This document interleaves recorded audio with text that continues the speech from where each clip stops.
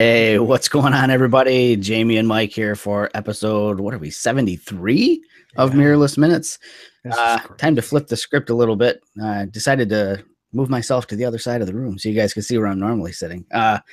It took Mike a minute, during the pre-show banter, we were talking and he says, well, hold on, what's going on? Did you turn the room? Yeah. I said, yeah, pretty much flip the room around, it's kind of how I do things.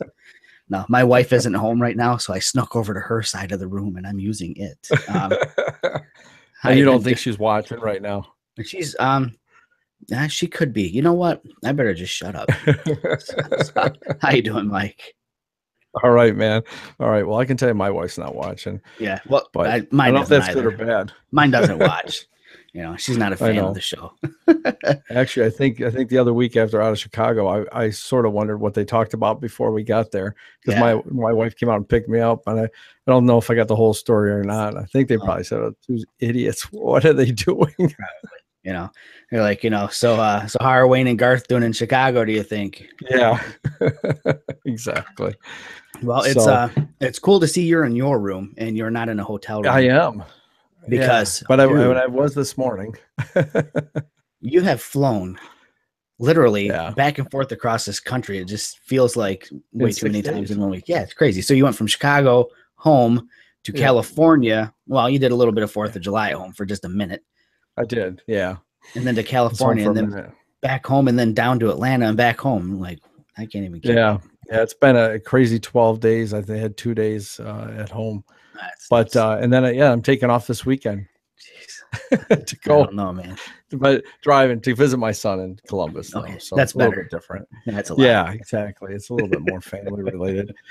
man. But yeah, it's been crazy. I obviously now I think I still haven't got to my birding photos, and I'm not Jeez. like a birder, so I keep thinking whenever I get these things done, I'm gonna have to send them to you so you can tell me what kind of birds Oh my they are. gosh. Yeah, and you went during, like the big Oh, migration down in the Maggie height of Marsh. it, So yeah, yeah, holy yeah. cow. So Don't send I'll them to be able me. to. Send them to Scott Bourne. He's the bigger bird nerd than I am. I'm like the baby bird nerd. He's the big bird nerd. The So bird nerd. Hey, yeah, I mean, that's a good I idea. I have to Like a go to shirt to say that. allaboutbirds.org or the Autobahn page and look up my birds sometimes. I mean, Scott probably just knows them. So Are they visual pictures? yeah, I mean, Can you just take a picture like that Google recognize? Where it tells you the buildings.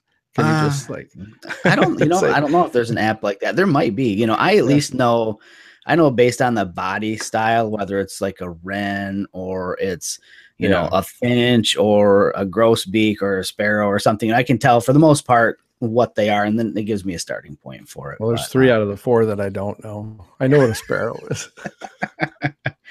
sparrows, pigeons, the, Yeah, the stuff like commons. that. You know the city birds. I do. I do know the Yeah. city birds. I went birding once. It was in Detroit. All right, so Oh we got a gosh. few things to talk about tonight. I know everybody doesn't want to tune in and listen to us just goof off talking about No. birds and all that. So I guess let's start off with what you did in California because that's kind of the Yeah. whole premise of tonight's show is the social side of things. Yeah, exactly. And that really was. So I was out at Looking Glass Photo, which is in Berkeley, California, and this was an Olympus event. They had a mirrorless day, which was excellent. I mean, the whole day, everything's focused on mirrorless, but even better, it's all focused on Olympus. So it was pretty easy to be there. And boy, I tell you, we had a great time. We had first off, Becky Clow or Chloe. I don't know exactly if I'm saying it right. So if she's listening, don't get mad at me. But Becky did a great job. She was there from Olympus, our tech reps, and yeah, and she was actually a little short that day, not in stature, but a couple didn't come. So we were challenged at the table, but it was great. And I had fortunately had brought my daughter who's 24 and said, "Hey, you want to come on a vacation with me? I'll pay for you." Olympus didn't Vacation. pay for her. Yeah, she worked the table, learned a lot about cameras, and tried to help people.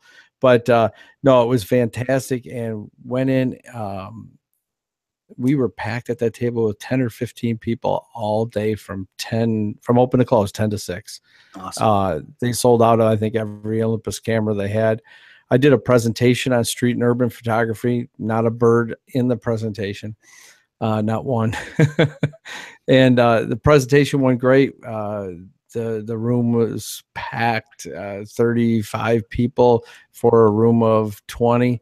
So it was fun and a lot of interaction, and got to meet some people like Jeff Sweet, people you talk to online, and that were there, and it was fantastic to do that. Then we went on a photo walk at a place called Jack London Square.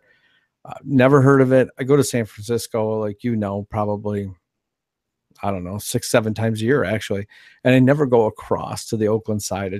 We don't have any businesses there, so I don't really go there. That's a big mistake. I need to get there more often, because this is a great place to street shoot. And I've got some photos tonight to show you.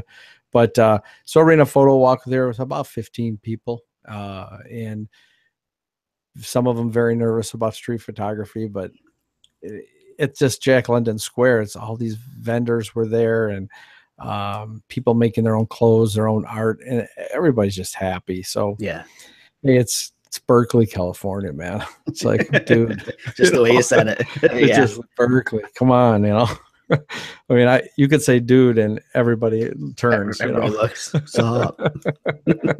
So it was, everywhere skateboards and stuff like that. But yeah, so Looking Glass Photo, if you are on the West Coast, do not pass this up, man. Jen, the owner, wow. If there's any store that reminds me, and it's funny because they know each other, and that is Camera Mall in Desmond. I said, you know Desmond? She goes, I know Desmond well from conferences every year. I said, it makes sense. Cool. The way they run their stores and stuff. I mean, you need to get out on the West Coast. And if you're visiting out on the West Coast, San Francisco, take a quick ride over and see this place, because this is not a small store. It's about 3 times the size probably of Desmond's. So, wow. And really sharp, it's got a couple entrances, and then I think she has 25 employees. So there's, wow, okay. It's a good size. Okay. Yeah, it's a good size, and they do a lot of film. Yeah, all kinds of film, and a huge rental program there. So get out there and check it out whenever you can, for sure. And even better, they watch Mirrorless Minutes. Ooh, that's really good to know. People came up to me and said, we know you and Jamie from Mirrorless Minutes. I said, you got to be kidding me. You watch that crazy show? Yeah, I guess there's a lot of crazy people out there. That's awesome, man. Yeah. So yeah, it was a lot of fun. You know how those things go when you're doing those events. It's just a lot of fun. Everybody's talking about Olympus all day long. How can you go wrong? Right. Definitely totally agree with that. I didn't travel far for my side of this social thing that we titled the show after. Yeah. So I did mine here, and it's funny because, over the last couple of years, well, since you started the Mirrorless Adventures meetup group for us, you've done a lot of meetups, and I really have done none, other than the workshops that we do together. Yeah, the stuff on the side of the state. Yeah. Yeah. And so I'd been asked by a couple of people, well, when are you going to do some kind of a meetup? When are we going to hang out? And I thought, okay, I'm just going to do it. So on a whim, with little to no notice for probably most people, I just threw it out there, said, hey, let's do a sunset shoot on the side of the state that I spend my weekends on, and I set it up at this place called Kirk Park. They have 2 beaches. There's a regular, family beach, and then there's a dog beach, which is really cool because you can just let your dogs run loose. And the dog beach is cool because it's got these wooden pilings in the water. And if you've seen any of my photos from the West Side, at some point you've probably seen a photo taken there, and it's just a really cool place. And I decided, I'm going to try and do it there, even though there'll be dogs running around. I figured we might have like 2 people show up, maybe, and probably just people that live over there anyways. And so I set it up, and it was just one person after another person saying, reserving a spot. And I limited it to just 9 people being able to come, because, well, with me, it would make 10, and that's a lot already. And it hit 10, and then a reserve list started up, and I had people messaging me, asking if there's any way possible they could just come anyways. And I thought, oh my gosh. So I opened it up, and I set the max to 15 people, and it filled up to 15 people. And I think I don't remember what day of the week I put it down on. It might have been like on a Tuesday or a Wednesday, and the walk was on Saturday.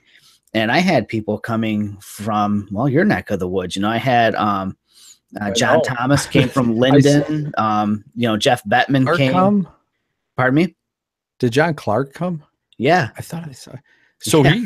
he's way. I mean, he's out here lives by me, not necessarily right by me. Same as Jeff. Those guys travel. Yeah. Oh my God. I was just floored by how many people came and how far they came from hang out. And then so we get to the park, and 2 nights before, on Thursday night, Friday morning, there was really bad weather there. I mean, Yeah. Oh, that's severe right. weather. Yeah. They had or I'm sorry, that it was Friday morning was when it hit. There were power outages all over the place. The nearby town, Grand Haven and Spring Lake, they were all without electricity. And when we arrive at the park, I get there early, I wanted to be there in plenty of time to just greet everybody as they showed up. And the park ranger was sitting there with a big sign that said Kirk Park Beach closed, Dog Beach closed. And I said, oh, how are they going to close a beach? What the heck's going on? And so I talked to him, and come to find out, the trails leading back to the beach, a lot of big trees had fallen blocking the trail. They knocked over a power line that was back there.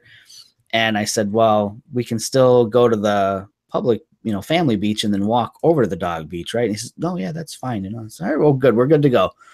And it just worked. It was serendipity, because when we got down to the regular beach and looked down to the dog beach, nobody. I think there was one couple with no dog just sitting there on the beach, just waiting for sunset. So that actually was my question all week that I kept forgetting to ask you is how the heck did you get a beach to ourselves in Michigan with nobody there? Nobody.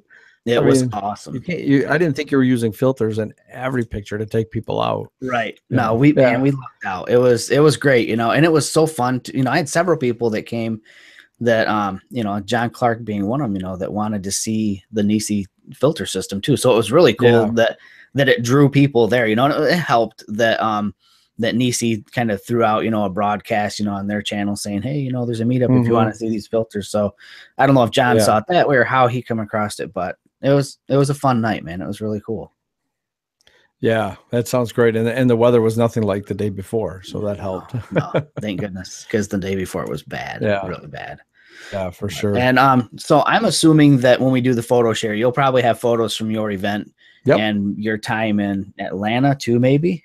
Yeah, something from Atlanta, San Francisco. We'll go all over the place. Holy smokes, yeah. Mine will be from here in Michigan. So, but and of course, a few photos from that event are really what I want to share. But I guess we could talk about, we've kind of got like a little bit of a show sponsor, somebody that's kind of sent something our way for us to kind of review and put through its paces and talk about. Do you have anything handy to show, or? Yeah, I do have it right here. All You're right. talking about Monarch. Yeah, that's exactly what I'm talking about. And I got it on the Pen F. Got that new strap from Monarch. Let's see if you can see the leather on it is really cool too. This paracord. Now mine, I threw on those. I'll call these the J McDonald spinners. In Detroit we got a different name for spinners. There's usually on 22-inch wheels, but the Monarch strap. And actually, I believe this is the one. No, we got to get another. We're going to have a giveaway too. Yes. It's got to get over to us. So, but I used this on the weekend, and I actually used it, and so did my daughter. And I think what's interesting about that, I thought I read some comment on it somewhere about the thick paracord. Yeah. Like would it be too heavy, and does it hurt? It's extremely actually soft. It's more comfortable. It's not. I don't think it's the whole. It's completely different from what you're saying. And even my daughter, who has real long blonde hair, someone had wrote something about, does this get caught up in hair? Not at all. She liked it, except the one problem that when you don't have somebody that knows what they're talking about, like my daughter, she says people come up and say, hey, where'd you get the camera strap? She means, you mean this rope? She calls it the camera rope. I said, all right, I got it. All right, we've got to work on your lingo. The camera rope. She'll like hearing that. The camera rope. But yeah, she liked it a lot. I know I did too. It actually feels real good with the Pen F. 17 millimeter on, and and I know I'll use straps a lot. I use them a lot more in the winter. Probably I'll use more wrist straps in the summers sometimes. But in the winter, if you're falling on ice or snow and you're trying to shoot in the streets, it's good to have your hands available and not crush the camera and your wrist.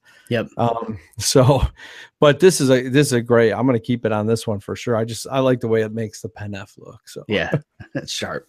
I didn't Cool, get a chance to put mine through the paces. I had it in my camera bag at my meetup, and I got to show it off to a few people. But for those people who are wondering about the thickness of it, as compared to a typical camera strap, it's pretty big around. I mean, it's about as I have giant thumbs, but it's about as big around as my thumb. I'm guessing. Well, actually, I mic'd it with a pair of mics. It's about an inch around. So, and I did the same thing that you did. I put the barrel swivels on there so that no matter what, the camera strap cannot get twisted up, which is kind of like my standard thing that I do with any camera strap at this point. I'll put a link to those in the show description as well. Put a link to those. Yeah. That'll help. In fact, that's the only way I got mine is I had it linked from you somewhere. I got those. Yeah, they're definitely a convenient thing to have. But so far, I'm impressed with it. I put it on the EM1 Mark II, and you can see that the one I've got it on is the one with the grip.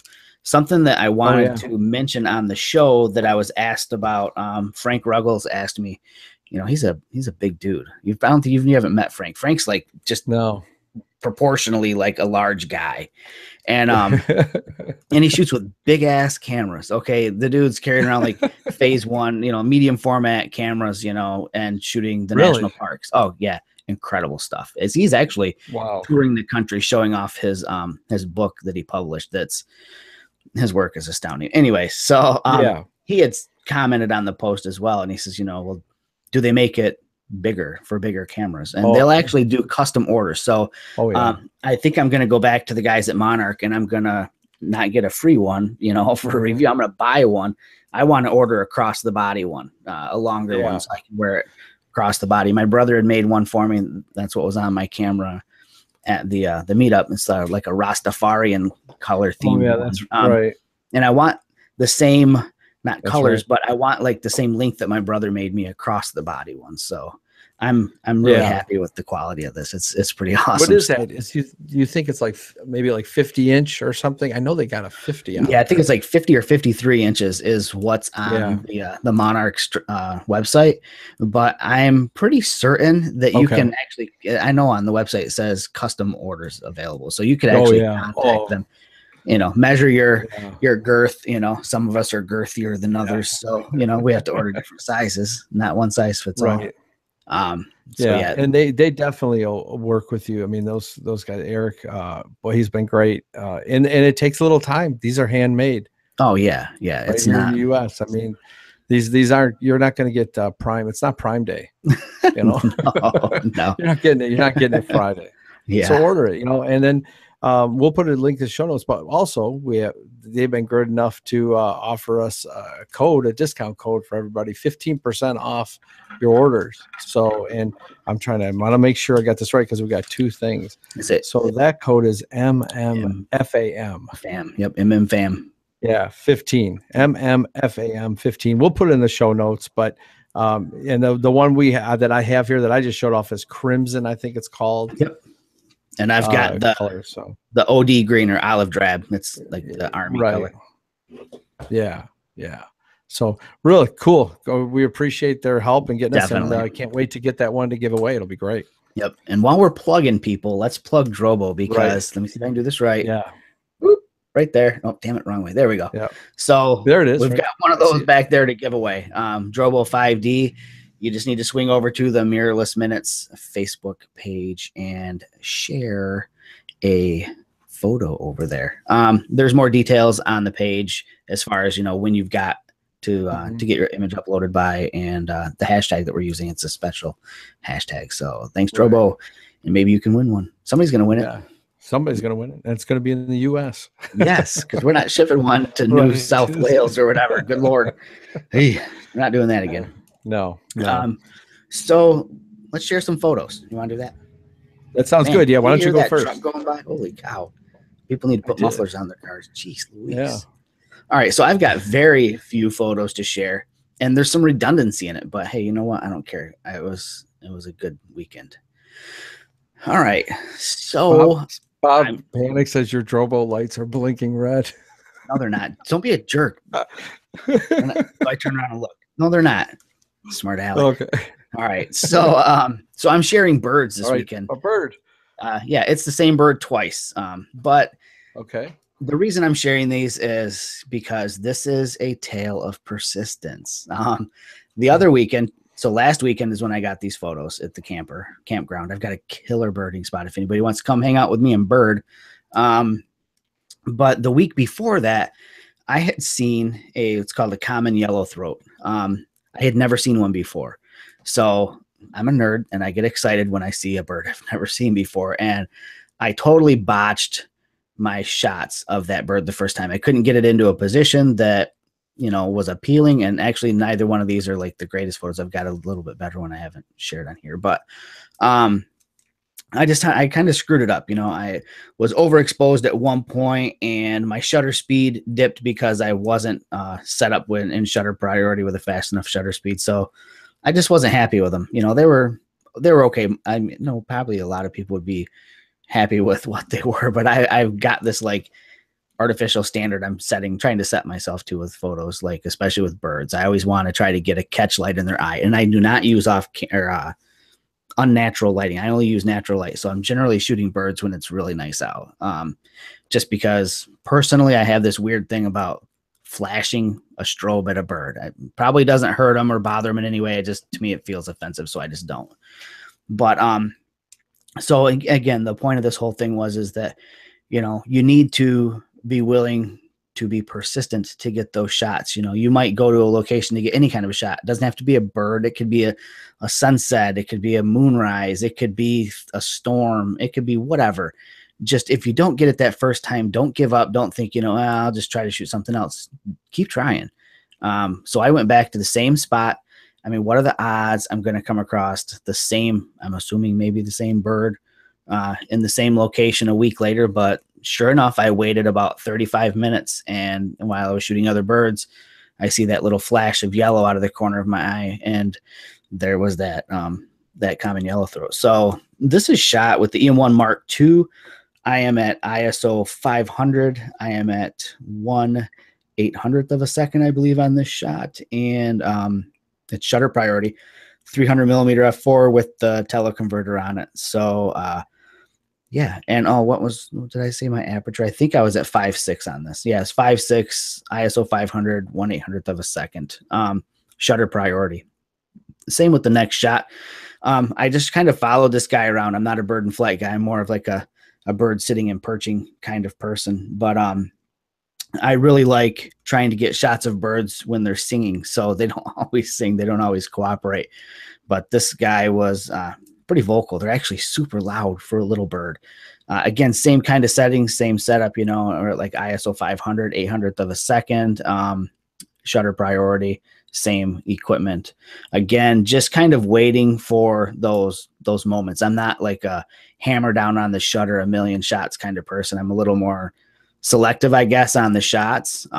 So, I mean, I'm on, burst mode. I'm shooting in low though. So I'm not like cranking out like 500 photos, but I was just really happy about that. And again, I just wanted to emphasize the whole thing about just keep returning to a location to get the shot that you want. Don't just think, I didn't get it that first time to move on.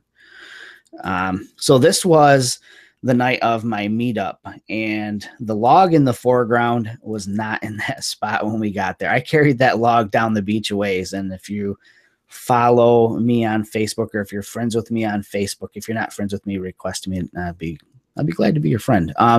But the people who know me on Facebook probably saw the photo of me with this log over my shoulder walking down the beach. I think John Thomas shot that photo of me coming down the beach. But I was telling people on the way down the beach that I think for me personally, and everybody's different, but I love having something in the foreground that just kind of helps you layer your image.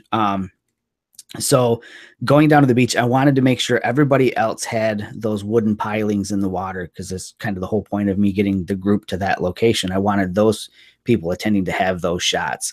So I needed something for my foreground. So I found this log and carried it down the beach. And then when we got closer to sunset, I found a couple of strips of of this like beach grass that was just kind of frayed and sitting there. And then also you'll come across on the shores of Lake Michigan these bundles of beach grass that just get tumbled in the waves and they get curled up into these little balls. So I just actually put those there strategically. And the longer strip that's in the lower right, the reason that's there is because I screwed up and I left a footprint in my shot. So I actually arranged everything to hide the fact that there's a footprint right there. But I want to talk just a second about the composition of this shot and like why I did what I did. I mentioned that, you know, I want something in the foreground to kind of help, you know, add some layer, some depth to give you, you know, different layers throughout the depth of your photo. So I've got foreground elements right here, you know, that I placed there. But if you look mid frame into the water, I waited until the waves are starting to crest right there. I could have, you know, timed it out a little bit later when the wave actually breaks on the shore and got a little bit different look. But after firing my first shot and accidentally seeing how those waves just start to curl right there before they crash, I noticed I was getting a dark line in the water there. So I actually shot the next shot with my final settings with that in mind. And then of course you've got the sun setting on the horizon out there. So I just tried to build up some layers to the photo. This is shot again, you know, it's like repeating myself over and over again with the camera body anyways. It's the EM1 Mark II. Again, I have the grip on that one. And this is with the 7 to 14 millimeter wide open at 7 millimeters. And I've got two Nisi filters on at this time. I've got the graduated neutral density filter, the reverse graduated neutral density filter, which is made specifically for sunsets and sunrises in my mind. And then I've also got a their 3-stop ND on. And, you know, this is not stopped down. The starburst or sunburst or whatever look you got there, that didn't come from me stopping down to like F16 or something like that. Cause I think I'm actually at like F5.6 or F8 on this shot. I think the filters did that. I'm not sure. I was kind of surprised when I got home and started working on that image to see that starburst. And then the last shot here is again, same thing.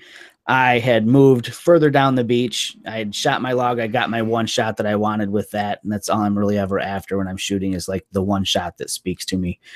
I made 2 that night. I got this one. I like this one as well. I just walked probably about 200 or 300 feet further down the shoreline. And you can see in the upper right-hand side, just to the right of the sun, you can see the pilings sticking out of the water there. What's amazing is that just the way we kind of got everybody positioned up, we had 16 people total there. And I don't think anybody was in anybody else's way, and everybody got great shots that night. This one is a little bit different setup, same camera and body, Mark II with the 7 to 14 wide open at 7 millimeters, again with a Nisi filter, but this is with a 6-stop ND filter on it, plus the reverse graduated neutral density filter. So I wanted to be able to get a longer exposure without having to stop down. And same thing, ISO 200 were the settings on that. So that's all I got tonight. You know, basically 2 shots that are similar, you know, same location for both sets of shots, but both a little bit different story as far as how they worked out. Yeah, those are great, man. I love the story on the log. Thanks. It's funny, you know, I could just see you carrying a log. I literally stopped and picked up the log and started carrying it. It's funny.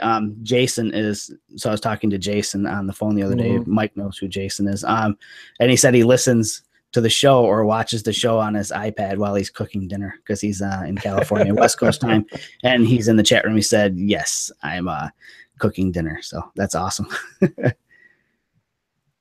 All right. So it is on you to share some pictures. All right. Mike. Let's see. I think I probably got something now. I just got to find that. I hope you have something, dude. You've been back and forth across the country like a million times. All right. Let's see. You see a little bridge there? Yes. Okay. Good. All right. Let's talk. Let's see. This is the Golden Gate Bridge. And obviously, I don't need to say much about that. But where's that at? No, I'm just, I don't know. Sorry. I'm not sure. Actually, it's in Marin County where I'm sitting.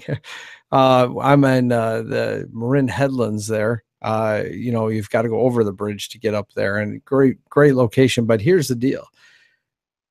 you never get to see the bridge without fog. I mean, there's always fog. I finally got it without some fog. Now there's still a big group of haze there that isn't going to come out with the dehaze.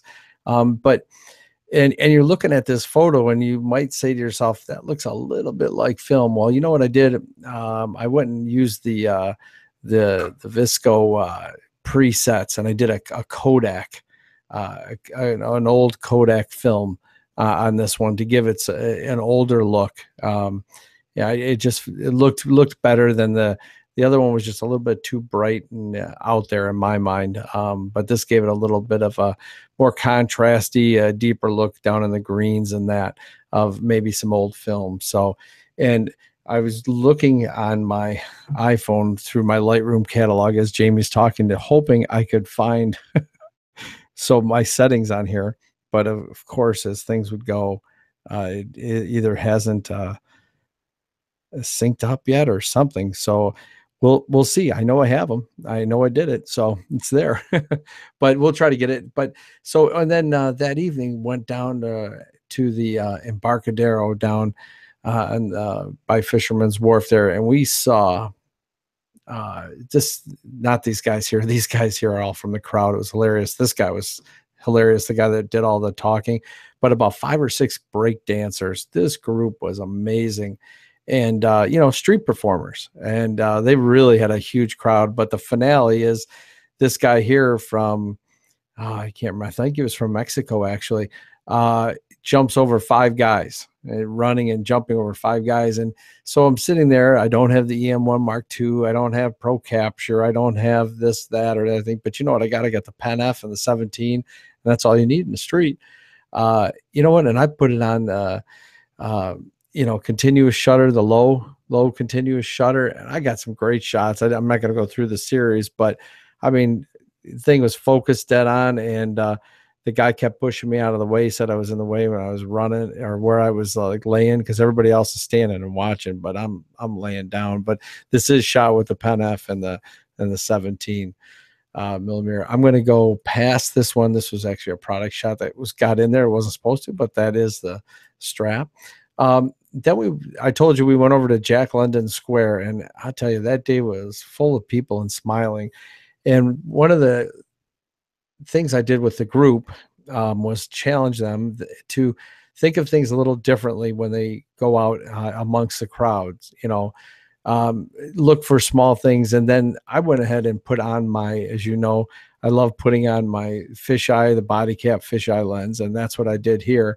I got that body cap fisheye lens on, and it just so sharp for an f8 lens that's, whatever it is, $110 or sometimes on sale for $99. Just amazing. So I mean, it's a manual lens. You're going to shoot at f8, but you can see how bright and sunny it is. And when you're shooting in that monochrome profile number 2, it looks a little bit like Tri-X film.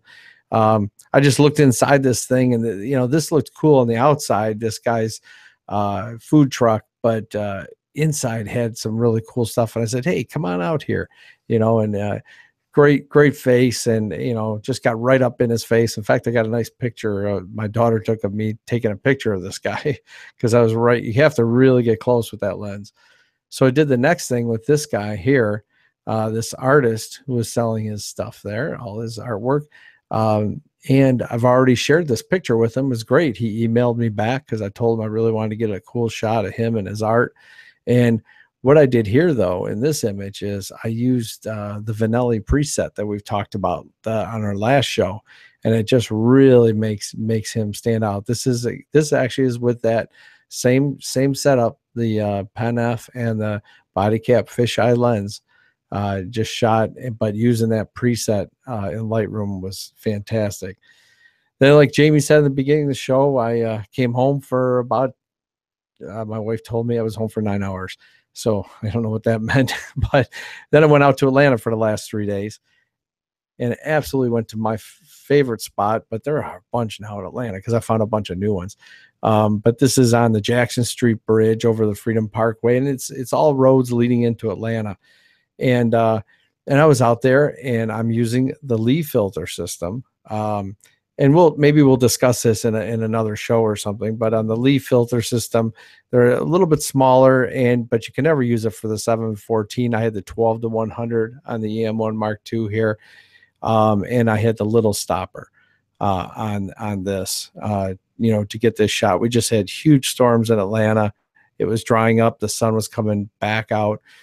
Big rainbow behind us.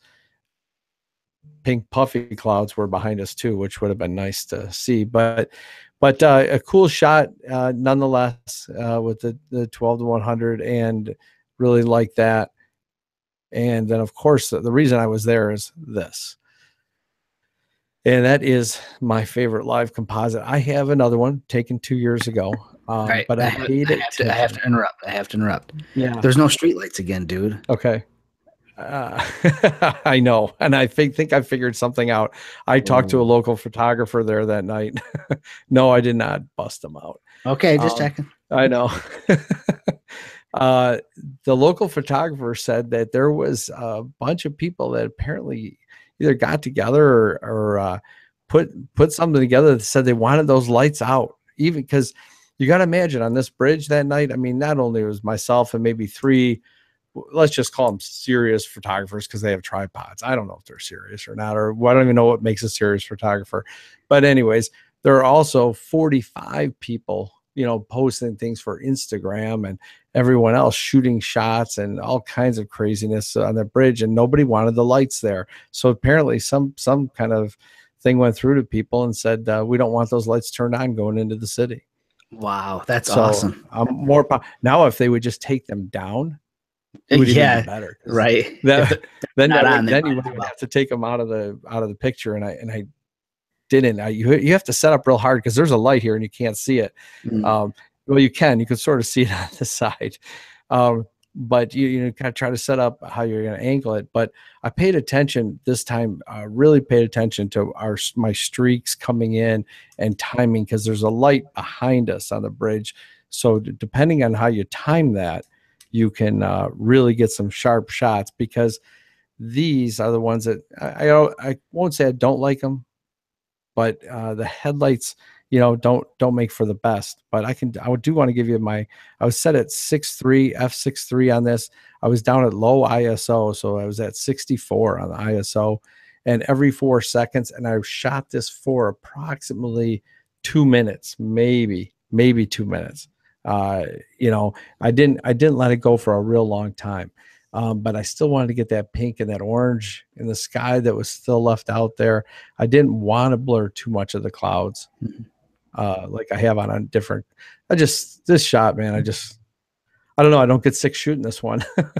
I can go back next week and get the same shot and feel, and it's just fun shooting a live composite from there. So, but yeah, that is my shots for the week. It's cool to see that shot again, except I think this one's definitely your best of that shot. I mean, I'm even going to say it for sure myself. I absolutely am much happier with this one. I'd like to take the other one off, like wherever it's posted, and put up that one. Do a little social media takedown. Yeah, I need to. But yeah, you really have to, when you start paying attention, I think, on live composite like that. I mean, I spent time, and then which was even cooler, of course, is I had some Canon shooters next to me. Nice. And they're going, "That's crazy. You can keep an exposure for 5 minutes." I said, "I never told you the exposure was 5 minutes." I said, "I'm letting it run for 5 minutes." They're going, "Oh, what are you talking about?" Then you show the back, and they're like, "Get out!" Yeah, that's awesome. Like, how do I get that on my camera? I said, "You don't buy an Olympus." Cool. It's real simple. Go out and get an Olympus, and you'll have it on your camera. Nah, that's awesome. Yeah. No, I know what you mean. I mean, Atlanta has got parking garages everywhere too. I'm telling you, we've got to have a workshop there. I'm getting a lot of saying interest. We need to do that. Yeah. But it could be a 2018. You never know. Because we got Old Car City there too. So there's my log. I just wanted to show it. Oh, good. Oh my God. So yeah, you look like Fred Flintstone. Yeah, it looks like you have a dinosaur bone. Bam Bam. Who carried around the club? Bam Bam. Yeah. It is Bam Bam. So Good job. Hey, if you need to, sometimes you have to make the scene. I'm not above it. That's right. I'm making Oh, a heck photo. no. I'm not taking one. So That's right. That's right. yeah, Hey, before we end up, I just want to mention too about Narbox. Yeah. Narbox has been good enough to us to pass along to all the listeners a code for 10% off. Don't mistake it to be anything like Drobo. It's not. Drobo's for home. You're not going to carry your Drobo on travel. Right. At least that big one back there. And you're not going to But use it to process a photo either. No, like that. right. Yeah, exactly. So you get this Narbox. I take this out, and it is your travel drive. You especially you could be up and hiking in Arizona mountains, and you could, as long as you got a Wi-Fi or a cellular signal after you use their Wi-Fi in this, you could be posting stuff right from there. So, anyways, that discount code, we'll have it in the thing too, but. That one's just Mirrorless 10, and I know we've had a few listeners buy already using that, but it's all caps. So Mirrorless 10, and that's out there till September 1st too. Oh, so, sweet, good. So I've got time because I'm getting one. I've got a couple of outstanding invoices out there that need to come in, and then I'm planning on picking that up. And I'm thinking, you guys, I don't know, all this talk about these iPad Pros is really, I know, it's starting to get to me. So I don't know. We'll see what Adobe has in store this fall as far as applications are concerned. You know, if they fix Lightroom up, make it a little bit better. I'm hoping to have some sort of a more full blown version on an iPad would be kind of nice. It's the only thing stopping me, I think, from using a laptop all the time is having, a more complete, I guess, editing suite. But anyways, I guess that's it for tonight, man. Yeah. Kind of stretched it out here to 41 minutes. Hopefully Jason's had time to eat his enchiladas. I think he's making enchiladas. Really? So anyways, I guess until the next episode, we'll have some really cool stuff to talk about coming up here pretty soon. Some really I got a feeling exciting stuff. Like my face hurts from smiling so much thinking about it. And it's not just it's stuff that'll benefit probably a good chunk of our listeners, a group of our listeners. I'm not gonna say a good chunk, but it'll be fun for a lot of people. So I think so. I'll just tease it with that right now, and we'll tune you guys out, or we'll turn this off, or I'm gonna do something here. There's a red button that says stop broadcast. I think I'm gonna hit it here. Probably need to do it now. Right, before I say something even more dumb. See you later, everybody. See you guys.